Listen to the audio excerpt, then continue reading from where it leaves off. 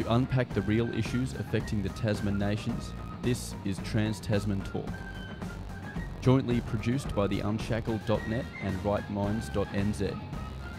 Now here's Tim Wilms in Australia and Dieuwe in New Zealand. Rightminds.nz.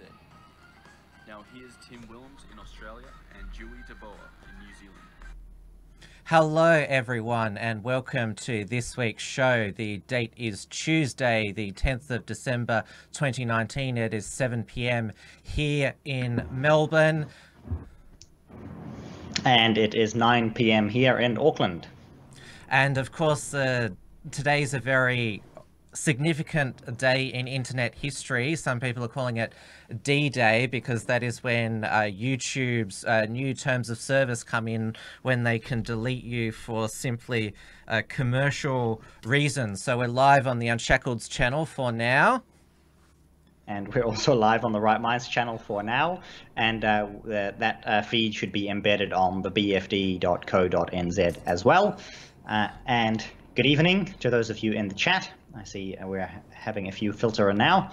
And yes, as long as our channel remains commercially viable, which I'm sure we are, absolutely commercially viable to YouTube, they'll be keeping us on the air. They will be. Well, our Unshackled channel is still part of the YouTube monetization program. So on this live feed, if you're in the live chat, you can send us through a super chat, which helps financially support not just this show, but also the work of the Unshackled. So do it while you still can. And you can, of course, support us other ways as well on our websites in case anything happens to YouTube monetization. I suppose I should make the announcement now, but I'll make it a little bit later. Amy, my wife, did give birth to a baby girl on Friday. So I've got a new daughter, and I'm going to be a little bit sleep deprived, and I've been very busy. So Tim is going to be doing all the heavy lifting on tonight's show. And we will cut it short. And I always say when we cut it short, but it's going to be cut short for real this time because Amy needs a little bit of extra help, as you can imagine.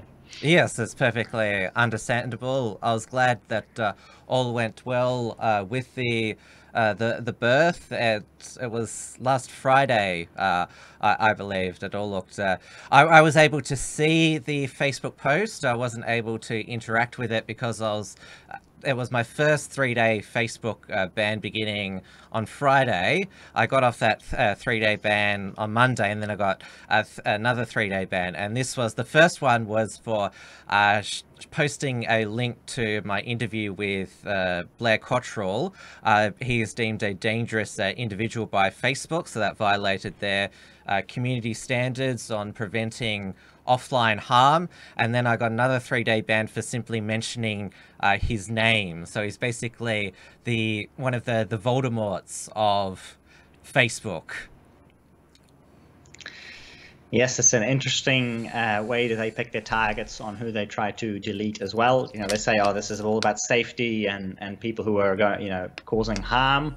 But usually these people who are targeted are not the ones that are causing harm in the same way that, they have all of their favorite rappers and, entertainers and so on who regularly or routinely sing about violence and, all kinds of, violent behavior and murder and rape and so on. And that's all okay, the people who sing about this and will glorify this. But if you're somebody who is, a peaceful activist on a cause that they deem contrary to the system, if you're opposing their system, then they will shut you down.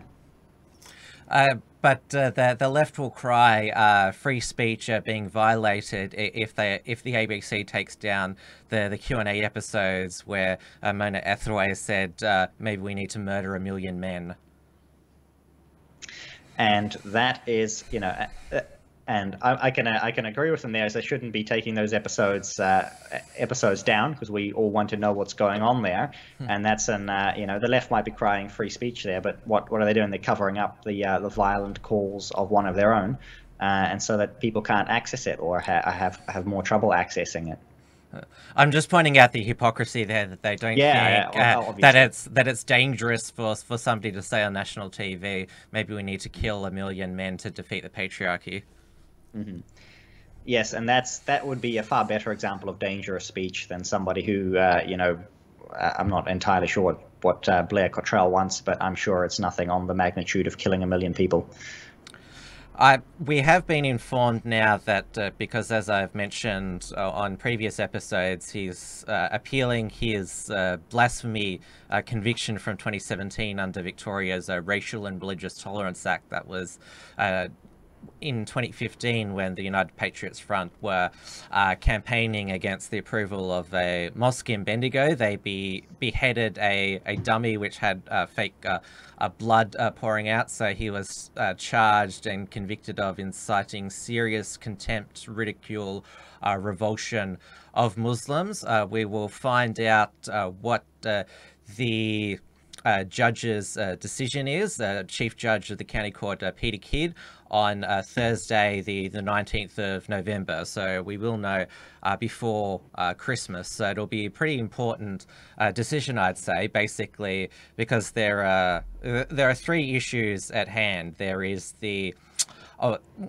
whether the judge finds or maintains Blair's initial conviction that he intended, which is, well, they've got to get inside his brain to find that. Then there's also, is the Victorian Charter of Human Rights and Responsibilities consistent with the Racial and Religious Tolerance Act, and also the Australian constitutional implied freedom to political communication. So it's, yeah, there's a lot of obviously questions for the judge to consider. My videos where I've interviewed him and also covered his trial, nothing's happened to them on YouTube yet, so I can still say his name and provide information about him on YouTube. I just can't mention any of this on Facebook. We had another court case that was cancelled this week, I believe.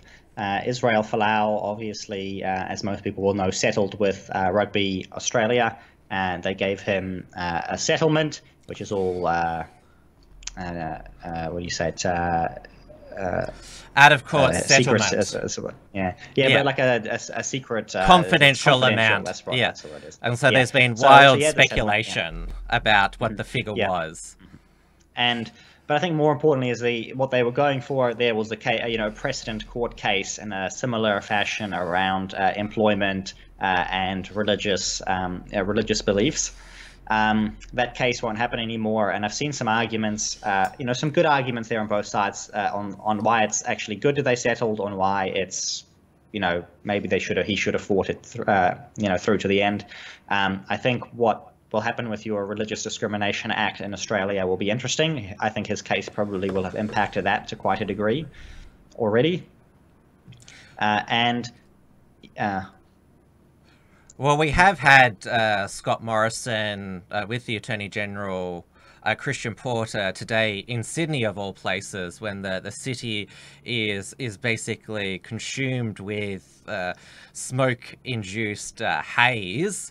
They announced that they had revised the initial draft of the Religious Discrimination Act, so it'll expand the definition of religious body so that these organisations will be able to hire and fire staff based on religious grounds and beliefs, but it'll also narrow the scope that health practitioners can object to treating patients. You can't object to treating the patient only to a procedure. So, for example, if a transgender person comes to your clinic with a medical problem not to do with their gender transition, you would have to treat them. But if you had to inject them with estrogen or testosterone, depending on what transition they are, you could refuse to do that. It sounds reasonable to me. And I think the argument that people were making in terms of, they should have pushed this court case through to get a precedent set. There's both sides to that. One is obviously the people who win in these defamation cases and employment cases are it's always an the lawyers, unfair, right? yeah. If they were to go Yeah. all the way through, they spend millions and millions and millions of dollars on these lawyers. And now, as it is, the money is, still there. The people who want their money back can get it back, and the rest of it can go, to the is it ACL? Australian Christian ACL. Lobby. They Australian Christian Lobby. because They hold it in trust, and they will use it for their other activities or other court cases related to this. So I would see it as a positive outcome, regardless of where you sit on this. Most people who donated to the ACL crowdfunding are pretty content for the ACL to keep the money for future activism and religious liberty related issues. And of course, background, he initially used GoFundMe Israel Folau to crowdfund his legal case, but that violated GoFundMe's terms of service, and so the Australian Christian Lobby, they decided to, because he and the director Martin Iles, they've become quite close. Israel Folau was at their recent national conference. But yes, the figure everyone's been speculating, the figure that's been bounced around is 8 million. Raylene Castle, the New Zealand citizen CEO of Rugby Australia, she said that's wildly inaccurate. And well, if she thought that this had basically stopped the scrutiny of her administration of the game, she's just managed to botch the next Rugby Australia broadcast rights deal with Foxtel. That's fallen through, so she's either got to renegotiate with Foxtel or find maybe if Optus is interested. And I've spoken to you about before whether this is Raylene Castle being the CEO and now having a New Zealand coach of the Wallabies, whether this is some foreign interference operation on behalf of the New Zealand government to destroy Australian rugby, because it's going pretty well. Yes, sadly, our government is not really capable of such a masterstroke, but it is something I support entirely. It's good to see Australian rugby down in the gutter and struggling, and I think when something like this happens, people always say, Australian rugby or whichever organization is, it can be in New Zealand as well. It can be even related to schools, and they say, we don't like this decision. This is the worst thing ever. And then they keep paying their fees, and they keep watching the games, they keep turning up to the games, and they keep supporting this organization. So they're not really willing to put their money where their mouths are in terms of putting the financial pressure on these organizations. So it's good to see that the pressure is being accidentally applied via incompetence. Well, in AFL, because I'm not sure if you follow Aussie rules much, but the AFL is probably the most politically correct sport in Australia, which of course is headquartered in Melbourne. But the administration, if they go too far, then the fans revolt, because Adam Goodes, when he got Australian of the Year, was promoting the black armband view of Australian history, that white Europeans raped and pillaged with it. He was booed off the AFL stage. He retired hurt, basically, because of all the booing. And when they had the behavioural awareness officers, who former Victorian Premier Jeff Kennett pointed out, not many of them look like locals or fans of the game. The AFL quickly backed down, saying we'll scrap them, because the AFL fans, they're pretty passionate, and if they're pushed with the PC stuff too far, they'll revolt. Well, New Zealand this week has quite tragically had an eruption of a very different kind. The White Island out the coast of Whakatane has erupted several days ago now, and I say several days, I believe. Yesterday. I missed out. Was it yesterday? Okay. Yes. Everything over the past few days is a bit of a blur for me because of the baby and everything.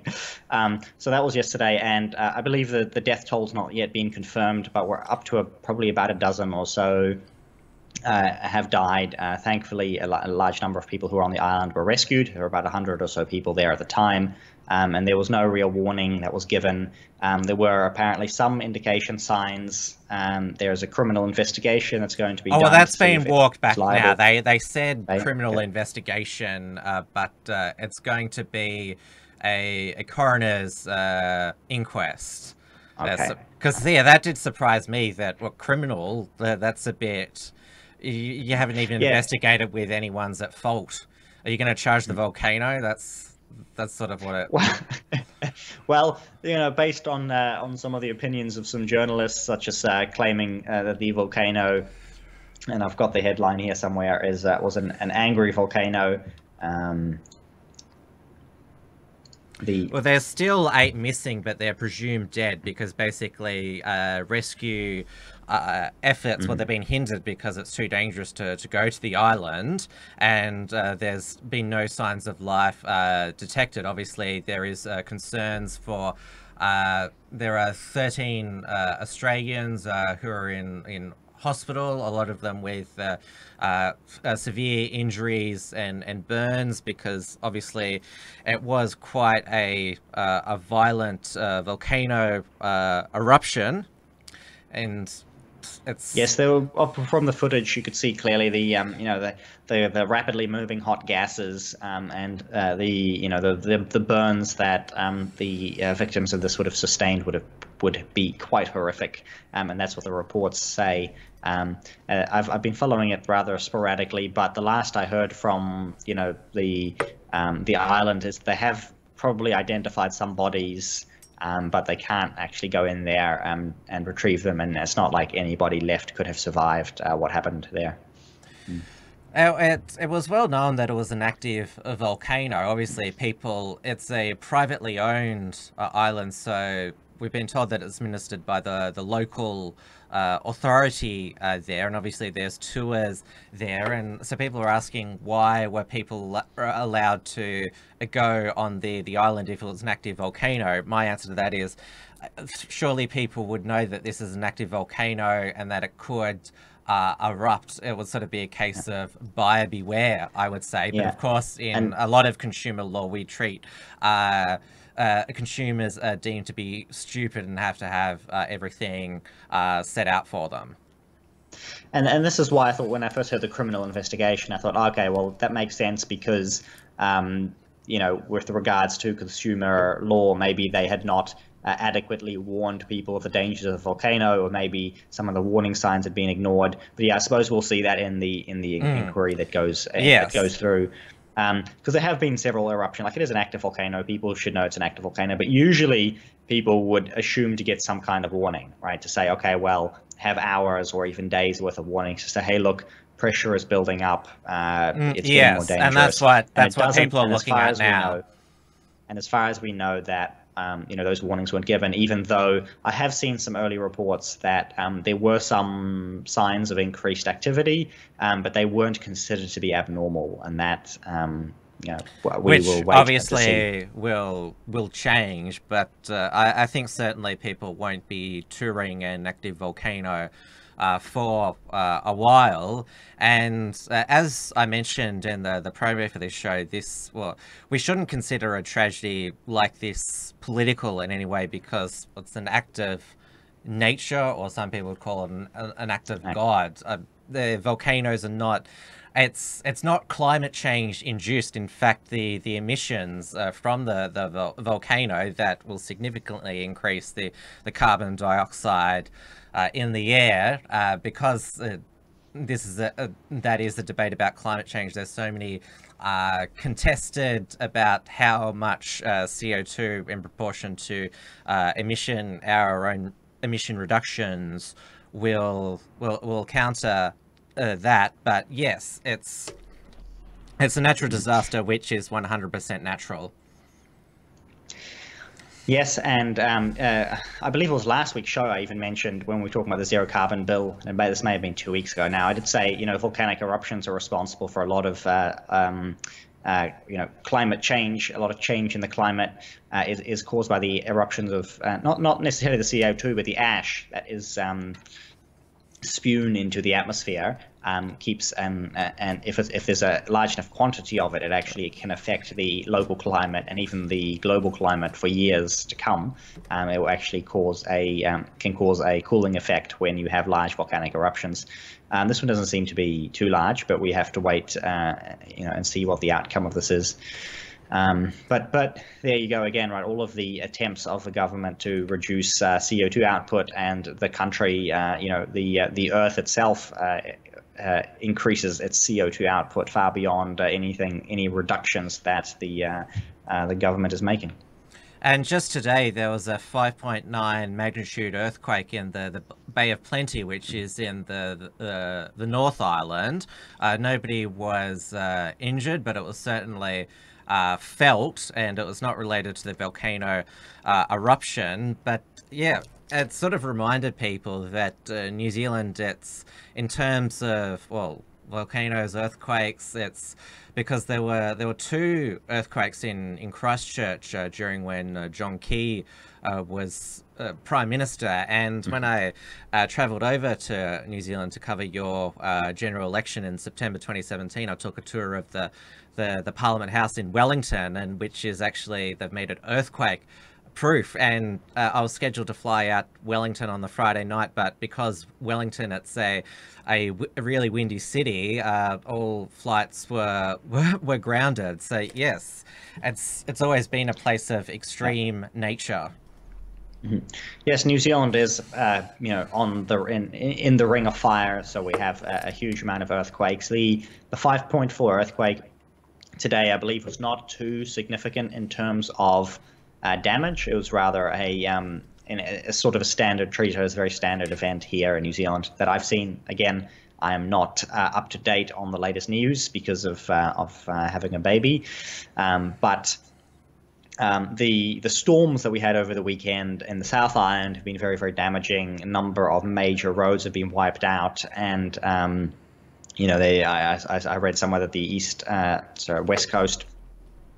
It is the east coast, was basically cut in half on the South Island, where all of the major roads were wiped out, and people can't travel up and down the country. And so those are the kinds of weather events that are very regular here in New Zealand in terms of wind and rain and earthquakes and even volcanoes. And of course, they're all natural events that are not induced by man. Yes, earthquakes because of tectonic plate fault lines. We all remember that from when schools actually taught proper geography. So you can't blame either of these. Well, the earthquake thankfully didn't injure anyone this time, but both earthquake and volcano eruptions, which natural in New Zealand, man can't do anything about it. And you also can't blame white men for it as well. No, most definitely not. Thankfully, there have been, there has been no politicization of the climate events in New Zealand the last few days. I believe there has been some criticism of Jacinda sort of handling all of the PR of the White Island eruption, but I'm inclined to give a bit of leeway there, especially because most of the people who were there were foreign tourists. It does become more of an international relations and international image issue with regards to tourism in New Zealand and the safety of tourists in New Zealand, because we have had a few very bad stories of tourists dying in New Zealand, whether by accident or being murdered. I see you have triggered the comment section, by the way, saying that white men cannot be blamed because it is White Island, and so therefore you can blame the white man who named the island. What's its Maori name? I had never heard it before today, and I can't remember it. It starts with a W and it has a few A's in it. That's what I remember.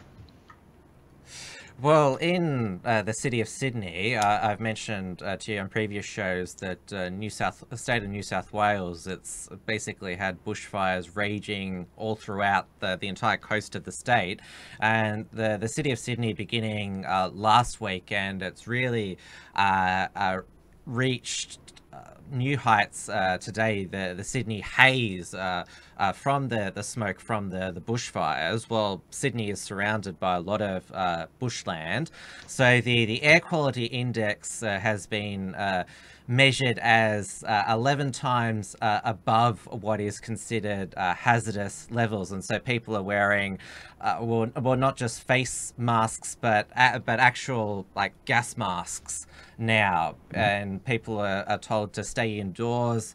A lot of places of work are being closed. And so yes, it's because the pictures of it, I should have saved some, but you can basically just it's all over social media. People just taking photos of them. It basically looks like it is a scorched earth in Sydney, and of course, climate change advocates and people in the media and on Twitter are saying that, how much more proof do you need that we're in a climate emergency? Though it should be pointed out that this haze is only in the city of Sydney because it's the state of New South Wales which has had most of the bushfires. I'm in the city of Melbourne. There's certainly no haze. We had a hot day yesterday, so there was some bushfires broke out in East Gippsland. Like there were some bushfires that broke out when we had our last hot day a couple of weeks ago. It's been a very cool summer here in Melbourne. The temperatures dropped right back down today. I think this is one of the coldest summers that we've ever had in Melbourne, but it seems that these days, whenever there is a huge increase in the temperature, and it's a very hot day, that bushfires seem to break out, and they're all blamed on climate change, even though I just said that it's been a very cool summer, and a lot of them are being deliberately lit. I would say probably the firebugs that we have in Australia, they're our version of the US mass shooters, given the destruction that they cause. And obviously we've talked about how you're not a lot of farmers are not allowed to declare their lands. The national parks have been locked up, so backburning, or they can't be they can't get rid of all the fuel, and obviously there is much more infrastructure than there was. But yes, even though, well, despite all those factors that I mentioned, it's climate change. That's the first thing. Even though climate change is supposed to be about increase in the global temperature, but of course they've mixed in that it causes extreme weather events, which how is CO2 meant to induce more extreme weather events? And what makes the news in your country is the weather in your country. And so therefore, whatever the weather is in your country is going to be linked to climate change no matter what. And obviously all the politicians jump on board. There's no real left or right divide anymore on climate change. Obviously we've got the National Party and Simon Bridges here in New Zealand, and even the ACT Party all say, oh yeah, climate change is real and we need to do something about it, and they kind of just disagree on the level to which we should damage our economy. Yes, you don't want to be a climate denier.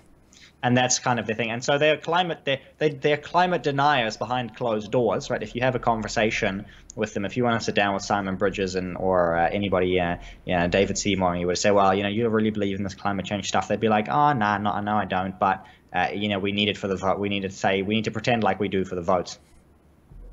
And I think you've got a similar issue in Australia there with Scott Morrison's government even.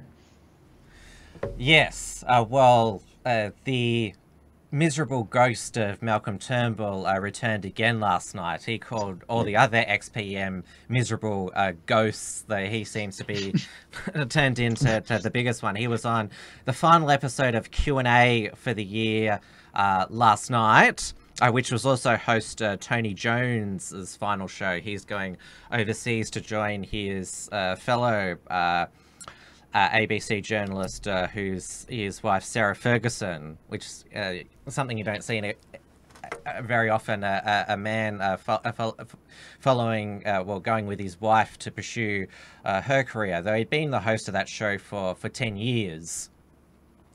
But he wasn't on the panel that night with all those feminists, well, because he is not a woman. So they've always given him the sack when they've had a International Women's Day special or some feminist festival special. Though basically over the years the program has got more and more out of control. It began when some hippie looking guy threw his shoes at former Prime Minister John Howard over the Iraq War. There was a socialist alternative live protest against, I can't remember, Christopher Pyne was the education minister at the time, and also John Ruscombe from the IPA was on the panel at that time. Yeah, there's been various disruptions. The show's got more and more out of control. And it wasn't that bad to begin with in 2009, but as the political discourse has got more toxic, the show's just degenerated. And every question last night was from the far left, which they don't just let randoms ask questions. They're handpicked by the producers, so say no more. But Malcolm Turnbull said that it's a Q&A show, but the questions are all theirs and the answers are all theirs too. Yes, it's the show where you get to ask the questions that we've pre-approved. That's how I term it. But yes, Malcolm Turnbull said that the Morrison government, they weren't doing enough on climate change, and that his treasurer and energy minister at the time, which are now the leader and deputy, Scott Morrison and Josh Frydenberg, they were supportive of the National Energy Guarantee, which was his energy policy, which was the catalyst for him losing the prime ministership. But they're being held to ransom by the far right climate deniers in the Liberal Party. And he said that when there's homes are going up in flames and the farmers don't have water, that climate change, it's now a national security issue. Is he saying that ASIO, they should send intelligence into the air to measure things? Well, you know what? By that, what he really means is that they're going to be knocking down your door to make sure you are prosecuted for climate crimes or crimes against the climate. That's where it's headed, and that's what they're after.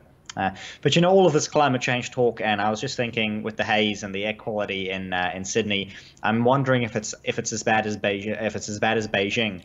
Yes, it actually is worth Shanghai today. That's what they've said. It's what people have been making the joke that that the Chinese who bought properties in Sydney to get away from the haze, the haze has followed them.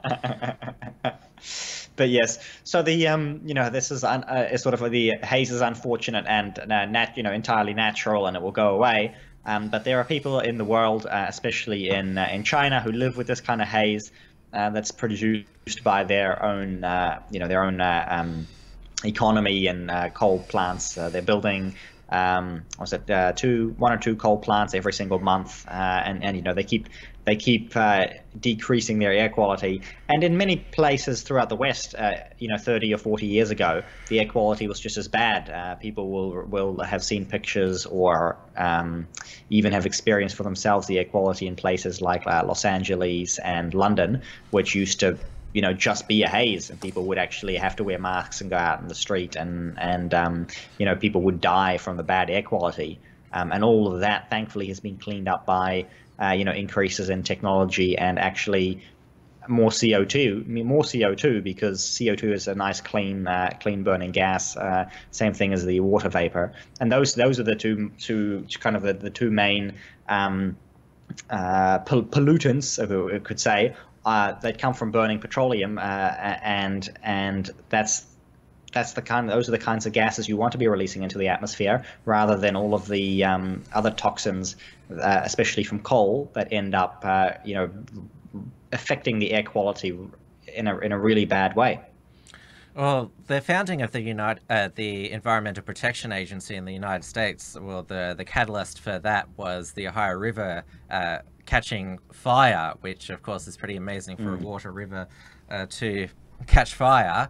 But yes, as we've just been discussing, this is not the result of pollution. It's because there are bushfires, and well, Exactly. it's happening all throughout the state, and Sydney is surrounded by bushes and mountains. So, but yeah, as I said, it will clear. It will clear. You know, it's going to be like that for a very short amount of time, and then the air quality in Sydney will be as clean as you would normally expect, but it's still going to be bad in Shanghai. Right, so it might be worse in Shanghai today, but in a week or in a few weeks, they're stuck with their air quality, and we over here can experience good air quality because we have, advanced industrial economies that don't need to, pump the air and the water full of pollutants. Well, it was brought to my attention today that Sydney, they had a fire-induced haze in 2013, 6 years ago, and it was pointed out to me that everyone's forgotten about that, and we seem to have memories of goldfishes, that we don't remember that there were fires and other natural disasters even worse than what we're experiencing today. And I would believe that there's nothing that's particularly getting worse in terms of fires and so on, especially because all of this will burn off. Like, this one is bad, but everything that's being burnt off is not going to be replaced very quickly to burn off again. So you can either via manual labor and proper forest management clear the dead wood yourself, do regular burn offs and so on, or else it's going to build up over time and you're going to get bad fires. And the closer these bad fires are together, the less bad they're going to be. The further apart they are, the more damaging they're going to be when they do happen. Well, the reason why we, as I established, we have these bushfires at the moment, and also we're in a drought, is not because we're in an actual drought or fire season, is because our governments and bureaucrats, they're not managing water and fire prevention properly. I mean, it's when they talk about man-induced climate change, this is basically with the mismanagement of the Murray-Darling Basin. That's a man-made drought, and of course with the fuel build-ups, because we've got to preserve the natural environment, basically not intervening, not man doing anything. That has caused this. So it's a man-made disaster by not doing what we used to do. Exactly. And speaking of man-made disasters, or possibly one being cleaned up, there have been a whole bunch of further developments on the refugee situation in the past week. We were hoping that your medevac laws would be repealed, and I believe that's happened. Yes. Perhaps you can give us some insight into that process. And the Iranian refugee writer who came to New Zealand, Behrouz Boochani, he potentially might be claiming, seeking asylum in New Zealand. And there have been talks of a secret backdoor deal done between Jacinda Ardern and Scott Morrison to bring all of the Nauru refugees and Manus Island refugees to New Zealand. Yes, everyone suspects that was the secret condition that Morrison agreed with Jackie Lambie to get her crucial vote in the Senate to pass the medevac reveal, because she said she couldn't reveal it because of national security reasons, but most people believe that she wanted this deal with New Zealand finalised. In terms of your new asylum seeker that you've got, well, he's an award-winning author and journalist, so all I can say is lucky you. Just what we need are more of these left-wing award-winning journalists in New Zealand. They're already, we have a very terrible plague of them already. Yeah. But there's a very possibility that stuff is actually going bust at the moment. They're supposedly bleeding a lot of money. So several of the news organizations in New Zealand are starting to no longer be financially viable, because it's kind of like the game is up, right? Everyone knows that they're just peddling Yes. their left-wing Marxist Stuff is owned opinions. by Fairfax, which is an Australian-based media organisation, which they controlled previously the Age, Sydney Morning Herald, Financial Review. Then they merged with the Nine Network, and they've also acquired the Macquarie Radio Network, which is 2GB and Alan Jones, and they've actually been doing much better now that there's been this merger, because as we've mentioned, the rivers of advertising gold that they used to have, they're diminishing like quicksand, and so they've got to pool their resources together, and so Nine and Fairfax have done that quite well for the time being. But Channel 7, they had to slash a lot of their news and current affairs coverage recently for cost cutting. They axed their Sunday night news magazine program. They axed Today Tonight in Adelaide and Perth, and where they're just having extended news bulletins now. And well, the cheapest form of entertainment that the free-to-air networks can put on now is reality TV. So Channel 7, they're bringing I could have back predicted that one. Yeah, Big Brother is back As soon as you next said year. The cheapest thing they could put on, I thought, that's got to be reality TV. And yes, so there has been talk in New Zealand as well of them trying to merge with I believe NZME, which is New Zealand Herald and so on. Yes, what's happening with Media but that's Works, been because declined. that was going Yeah. that was yes, going all of those have been declined so far. In fact, the government is declining them because of monopoly concerns.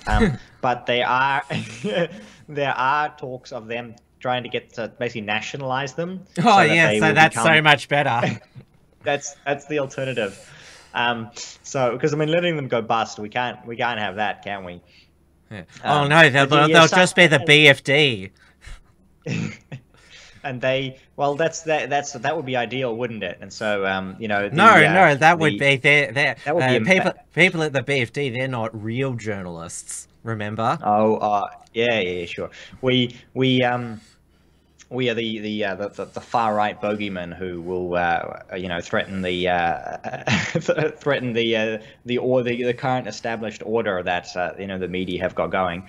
But things are going badly for them, and what they're doing with stuff like they banned comment on climate change and all other like they've got a list to say you may not comment on these issues, and we will not publish dissenting opinions on these issues. It's like, well, what's the point of having a news organization? Yeah. If you've got a list, like a long list, they have a whole page dedicated to things that they can't talk about. They've done that with the Conversation website, which is basically a opinion website for academics. They've banned climate dissenting comments. Why you still called the Conversation? Because it's no conversation. Yeah. No, and that's the intention. So that will obviously continue to develop, but I think we'll see alternative news sources and independent news will be growing, such hopefully as our own show and as the BFD in New Zealand, and who knows, there could be other blogs and other groups that spring up, and you've got the Unshackled in Australia, and you work with a network of people there as well. But before you do all the plugs for those, I'm going to give you one. I'm going to let you pick one last topic. I think we'll take one last topic, and then we will call it a night. So yep. So there was an explosive bombshell on the weekend regarding Australian political history, because as you would be aware, 2 days before the federal election, former Labor Prime Minister Bob Hawke, he died at the age of 89. He was Prime Minister from 1983 to 1991, and it's been well known his the issues in his family throughout that time. For example, in the later part of his prime ministership, he resumed his affair with his biographer Blanche Debord, and left his wife Hazel Hawke. And in 1984, it was revealed that his daughter Rosalind Dillon, as she's now known, she was checked into rehab for heroin addiction, and he broke down on TV, basically because that is quite takes quite a heavy toll on a family, that type of problem. And it was part of the reason why at the 1984 election he didn't perform as well as many people predicted. And there's been a lot of bio series about Bob Hawke and his family, and his children have said that we always came second to his political ambitions. Wow. And of course, when it's not uncommon when there is someone high profile who's got a lot of wealth that a will is contested. So the Hawke children, they were left $750,000 each, even though the family home owned by Bob and Blanche sold for $14.5 million. So Rosalind Dillon, she is contesting the will, and she is asking for $4 million from his estate because she is on a disability support pension. Because she's got a whole lot of mental health problems, and she's alleged in a 25-page affidavit to the New South Wales Supreme Court that she was raped in the early 1980s when she worked for former Victorian Labor MP Bill Landaloo. And Bill Landaloo, he died in February this year. So Bob Hawke is reported to have said to her that you can't go to the police. I can't because I'm challenging for the leadership of the Labor Party, and I need a factional player like Bill Landaloo's support. This was in 1982. And obviously Bob Hawke and Bill Landaloo are now deceased, so Bill Landaloo can't defend himself, and Bob Hawke, he can't say whether or not that happened or not. But a lot of people are sort of making the connection 2 years later. She has a heroin addiction, drawing the connection that could be due to the trauma of this alleged. She alleges she was raped several times, and so it's got a lot of people speculating whether there's obviously been a lot of talk about in other nations about child sexual abuse or she was an adult at this time, but sexual abuse that happens in political circles that's covered up by the media and the political class, what's called the media political complex, or I call it the parliamentary protection racket, because the media rely on the politicians for the juicy stories. But this is an affidavit, so it's a legal declaration, and so yes. I wonder if it's possible that she has well, what could have happened is if she did tell other people, they could attest to this and so on. But otherwise it becomes incredibly difficult to prove or disprove. Her sister, Sue Peters Hawke, she has corroborated her sister's story and said that yes, we were aware at the time, and so was Bob, but it was dealt with as a family issue, not as a legal issue.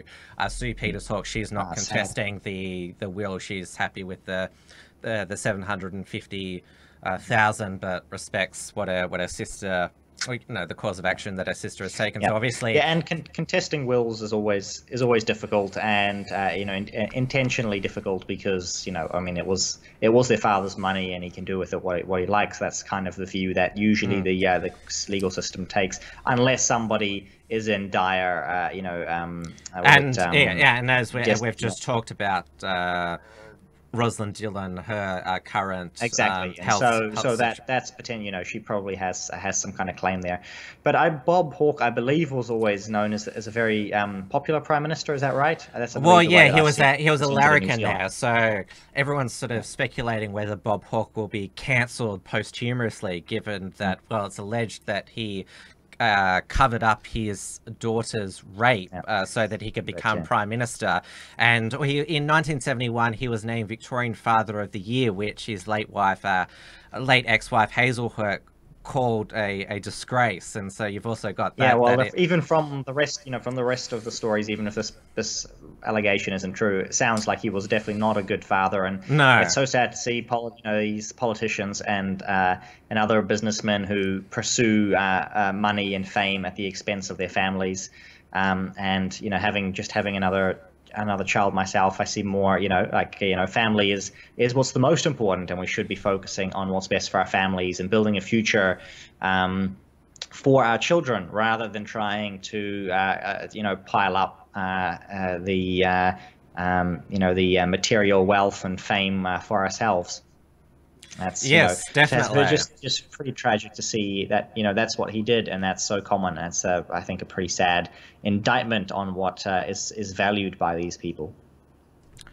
And just one more story, because the theme of this show has been how our politicians have no idea what the bureaucrats are up to. Well, unaware to the Premier of Queensland, Anastasia Palaszczuk, the Department of Education was building a new school in Fortitude Valley, which is an inner city suburb of Brisbane, and they were going to be installed with unisex toilets, with the only exception being 2 male and female toilets in the change room facility as well. I'm still glad they considered that. And Anastasia Palaszczuk, she's vowed she will be raising the issue with the department, believing boys and girls should have separate bathrooms. So obviously the bureaucrats have been planning this without any knowledge of any of the relevant ministers, and just decided, yeah, we'll have unisex toilets because we're living in a gender fluid age. It's the current year.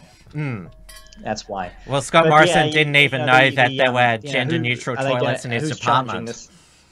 The parents often don't challenge this properly. They complain, and then they go and they send their kids to the schools. And it's the same with the rugby kind of story, as people stop sending your kids to these schools, and put them in a good Christian school, or homeschool them, or have some school that you're supporting, that you're a part of, and where you can actually have some influence over what happens to your children. The problem is that there aren't enough parents who will take action against these kinds of postmodern developments, and so they will continue to happen. Right? This is only the beginning. This will only get worse, and this will come to every single school in Australia and in New Zealand, because that's their agenda, and they will not stop to achieve that agenda. Well, the fact is, not enough parents complain, because the sad thing about modern parenting is they just delegate parenting to the schools, so they have no idea. Well, this is why the Safe Schools program was allowed to flourish, and the state of Queensland was also notable for in their sexual health classes teaching children about the genderbread person. About fluid sexuality, not gingerbread man, gingerbread person. Yeah. And so until there are enough parents who will speak out against this and actually follow through with action, this is going to continue getting worse. We will keep reporting on these on the show every week, every Tuesday night at 9 p.m. New Zealand time and 7 p.m. Melbourne time. We're live here on YouTube, on the Unshackled, and on Right Minds NZ. And we have Tim's got a whole lineup of other shows that he will let you know. We should also make, because it is the 10th of December today, so in 2 weeks' time we'll be scheduled to be on Christmas Eve and then New Year's Eve. I don't know about you, but I'm not intending to broadcast on those nights. Maybe New Year's Eve, but it'll sort of be some sort of special show. We'll talk about that a little bit more, and I'm planning to come on your Brexit show on Friday and it may even have some kind of Right Minds event that's in the works. But I'll be talking to you about that tomorrow, since I'll be going to bed right after this. But we'll discuss that, and we should have some shows on that. But yeah, I think we'll cancel the Christmas show, and we might do some kind of New Year special. Yes, definitely. But yes, as you mentioned, I'm back tomorrow night for Wilms Front. It's the first show in a week. I've just been taking a bit of a break because I've been working on some back-end operations. So it'll be a very exciting show tomorrow night. I've got a special guest lined up in Romeo Georges. He has become quite a popular Facebook live vlogger. He was at the Can the Plan convoy in Canberra last week, demanding that the federal government tear up the Murray-Darling Basin Plan and give the water back to the farmers. They did manage to spook the politicians, and so there is some frantic deliberations going on in the federal cabinet about looking at canning the plan, which is good. So Romeo is very passionate, so I look forward to speaking with him, and it'll be the first Wilms Front which will stream on DLive.tv, which is a free speech blockchain live streaming platform, because we don't know whether YouTube will decide to ban us at any moment, given the new terms of service. I've done the test stream today. It worked perfectly. So I'll put a link in the description to my DLive channel, and there'll also be replays of Wilms Front episodes on my BitChute channel, which is bitchute.com/channel/Tim Wilms. BitChute doesn't allow live streaming at this stage. They're working on it. After Wilms Front on Wednesdays, it is a Dearborn Trans Weekly live stream at 8:30 p.m. Melbourne time. And then, of course, Thursday night, it's our weekly Uncockables show at 8:30 p.m. Melbourne time on the dedicated channel. And then we'll be back on the Friday around about midday Melbourne time with a special UK election live stream for the Uncockables, which, well, it was myself and David Hiscock were the two confirmed, but Dieuwe has just said he'll be able to join us. We'll be going until we basically get an election result. But in the UK, they count the votes differently, and that all the different constituents, they tally up all the votes. They don't give progressive results. They get them up all on stage and read out the vote totals and declare the winner, and then that's it. That's who's won. And so they're all televised, and so you have these what are called perennial candidates or joke candidates who dress up in costumes so they can get on TV and get people to notice them. And it'll be busy Friday for me because I'll have another Wilms Front at 7 p.m. Melbourne time on Friday. My guest will be Stephen Wells, debunking the climate bushfire link. There'll be a new episode of the Report from Tiger Mount with Richard Wollstonecroft coming out soon, I definitely promise. Detonation with Steel Archer, that is on hiatus at the moment. But you can see the archive of episodes at steelarcher.com and also on the Detonation YouTube channel. The Maddie Rose Live YouTube channel, that is not just the home of XYZ Live now, which is on every Monday, 9 p.m. Melbourne time, but he's also doing his own solo Maddie Rose Live streams. He started doing them on Saturday nights, which I quite like because I'm pretty tired on Saturday nights, and so I just like interacting with the comments and giving Maddie a bit of shit on his show for a change. And of course, please support the work of the Unshackled, because we'll need it more than ever, because we're being censored on Facebook. We don't know what's going to happen with YouTube. You can go to the unshackled.net/membership or do a direct donation at the unshackled.net/donate, or also buy merchandise through our online store at the unshackled.net/store. We've still got regular content on the unshackled.net. And you can find some more of me on rightminds.nz. You can go to /donate to support me if you'd like to do that. My content also appears on the bfd.co.nz. And we should have some videos that some of my friends and colleagues have taken on the March for Life that took place on Saturday last week. And so they've got some good interviews that I'll be uploading, and there's a few more articles coming through since I have a little bit of downtime at the moment to polish a few things off. So I might have a little bit of content out at the end of the year, since things are going well with Amy and our new baby at the moment. Which is great to hear. And you're still managing to get enough sleep? Yes, a reasonable amount. Usually, we get a good solid 5 hours at least, plus a few extra hours here and there. So that's not too bad. I've heard some people getting a lot less than that. So we've obviously been blessed with wonderful children. Yes, that's right. Very, very, very, very happy. And Amy does an amazing job. Very happy. She's lovely as well. All right, well, that's the end of tonight's show. Thank you, everyone, for tuning in, and we will catch you next Tuesday. Good night. Good night, everyone.